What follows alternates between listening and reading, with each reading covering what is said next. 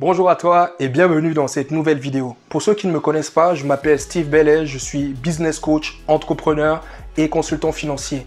J'accompagne les entrepreneurs de tout horizon et de tout secteur d'activité à atteindre leurs objectifs et à créer leur entreprise.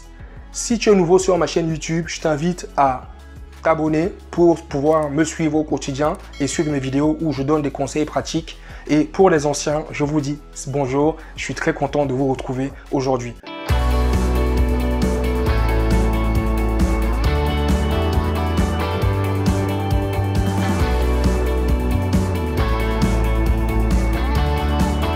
Dans cette nouvelle vidéo, on va parler des 5 erreurs que commettent généralement les salariés. Si vous êtes salarié, il y a des erreurs que vous commettez parce que vous avez grandi dans un système qui vous a inculqué certaines valeurs, certains modes de fonctionnement et un certain plan de vie. Donc, quelles sont les 5 erreurs que commettent les salariés? La première erreur, c'est d'acheter sa résidence principale. Généralement, quand on commence à travailler, on se dit, c'est bien, on commence à travailler, on a envie d'être un tout petit peu indépendant, souvent de quitter de chez ses parents, ou alors on est locataire et on se dit, d'accord, je suis locataire, mais ce serait bien que je sois propriétaire. Mais sauf que la société nous a fait croire que pour être libre et avoir l'impression de posséder quelque chose, il fallait qu'on achète notre maison, notre foyer, notre toit.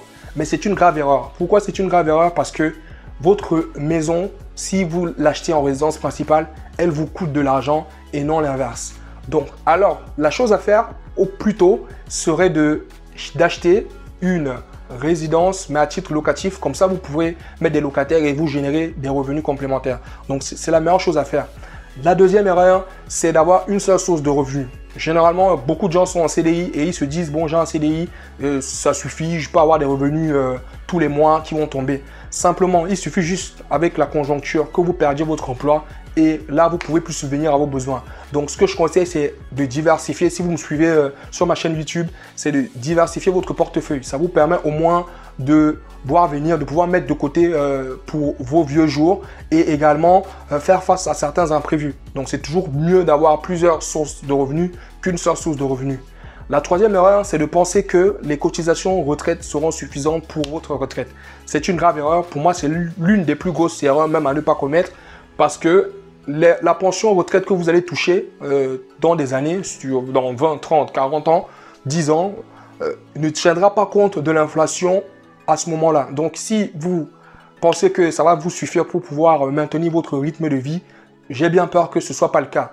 Donc, ça vous renvoie au point 2 qui est de multiplier vos sources de revenus parce qu'avec ça, vous pouvez épargner plus et mettre de côté pour vos vieux jours.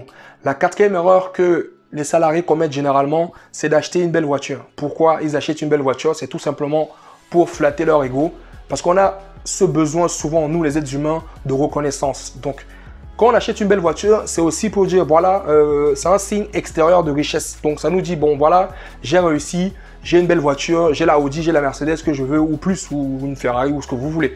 Mais c'est se dire, ouais, je conduis une belle voiture, et le regard des gens, ce sera, ah ouais, il a une belle voiture, donc il a réussi sa vie.